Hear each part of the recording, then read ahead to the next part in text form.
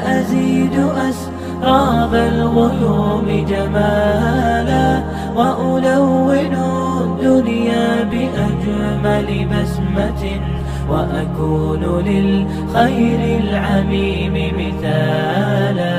أسمو وأجتاز السماء جلالا، فأزيد أسراب الغيوم جمالا، وألون الدنيا بأجمل بسمة، وأكون للخير العميم مثالا. وأراقب الرحمن جل جلاله وتقدست أسماؤه، وأراقب الرحمن جل جلاله الوطن الحبيب مشيدا، أنمى إليه وأستفيض جلالا.